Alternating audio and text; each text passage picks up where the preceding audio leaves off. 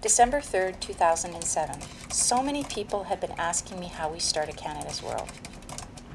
Well, it was simple, really. We talked to people, lots and lots of people from across the country.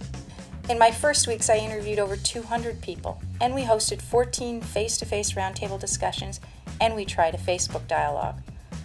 We asked people what they thought of Canada's international position, and we asked them to identify the new realities facing Canada in the world. Those conversations helped us to shape and design Canada's World and provided us with our dialogue themes and 8 principles for moving forward.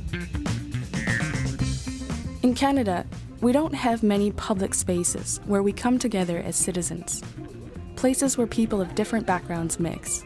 We also don't have media that we all watch or read, or heroes we can all relate to. Our lives have become very fragmented and disconnected from one another. At Canada's World, we knew if we wanted to develop a new narrative for Canada and the world, we had to overcome that fragmentation and create spaces where people from across the country, from different walks of life, different cultural backgrounds, generations, faith traditions, and political perspectives, could come together as equals to learn, discuss, and deliberate. I'm very much of the view that foreign policy is not about experts, diplomats, and corporate CEOs deciding together in Davos what the future of the world should be. If it's going to be a real foreign policy, it has to be tied to your domestic priorities, and it has to be tied to what values we share as a country. And those values are not just to be expressed by white guys over 50. It's got to be a broader expression that reflects the community as a whole.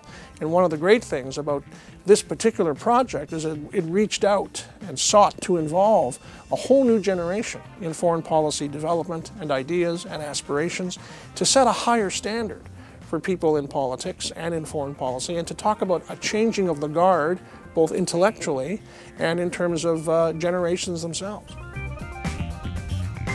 La politique étrangère dans un État, c'est presque toujours des décisions qui sont prises au sommet, avec assez peu de consultations, parfois les parlementaires, mais c'est l'affaire du ministre, du Premier ministre, ça se passe souvent en secret, et les citoyens apprennent ce qui se passe en politique étrangère en écoutant les nouvelles.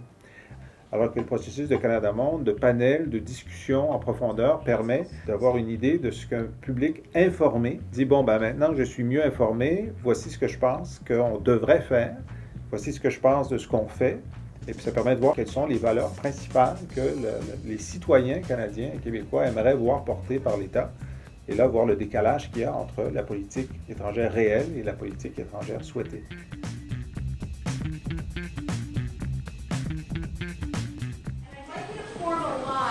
Here down, based on the distance in kilometers or whatever where you were born in relationship to Pier 21. So figure out where you fit on that line. Haligonian's going to be coming over here. It's going to get really quaint.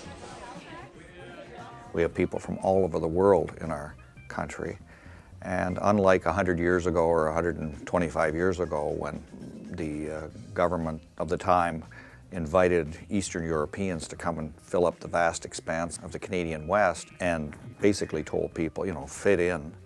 And then those people really lost connection with home.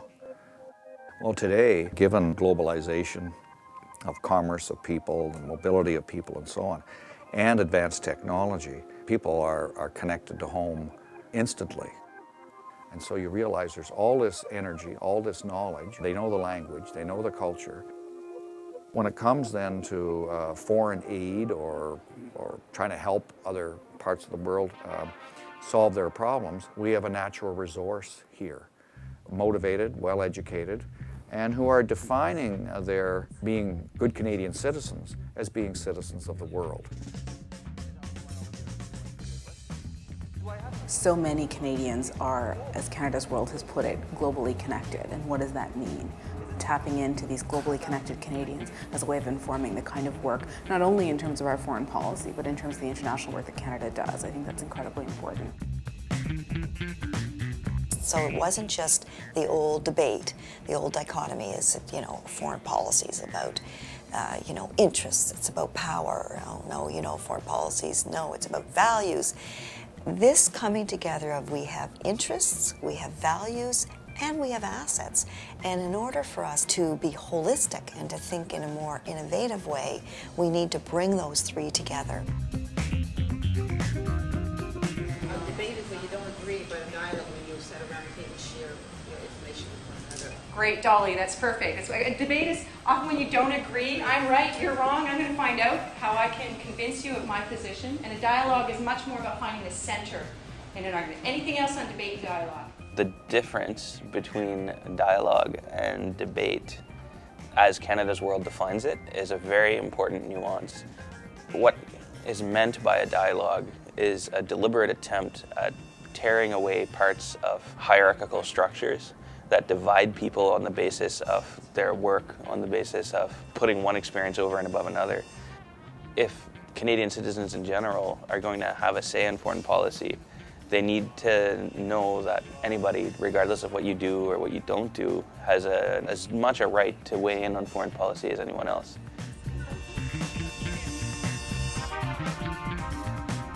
I've heard a lot of government and Austin government, and government is us. Yeah. Okay, so when we get caught up in this and this, we create a barrier that really does not need to exist. So together, we can do these things. Great. One of the stellar strengths of Canada's World was its non-partisan approach. It really did not come from any particular political party or persuasion. It involved people from all different political perspectives, and it allowed us to take a look at foreign policy as Canadians rather than as liberals or conservatives or NDPers or any particular dogma. Le projet a été vraiment une réussite dans son objectif premier d'aller chercher la population canadienne à tous les niveaux, de tous les âges, de partout dans le pays. Et donc, quelque part, le Canada, malgré son multiculturalisme, le fait qu'on vient de partout dans le monde, je suis moi-même une immigrante, etc., ce n'est pas le Canada si on n'inclut pas de manière systématique et sérieuse les Québécois et le Québec, les Premières Nations et les autres communautés. Et je pense que c'est une erreur de penser seulement français, anglais. Je pense qu'il y a de plus en plus d'importants blocs régionaux et qu'il faut être capable vraiment de leur donner à tous une voix. Let's do another show of hands who has a Twitter account. Okay, so we've got a few tweeters. So one of the biggest influences for Canada's World from the start was the emergence of the open source and Creative Commons community. And really this movement is about transparency and about making things democratic. So opening your information up to the public and really allowing regular citizens to be a part of your process.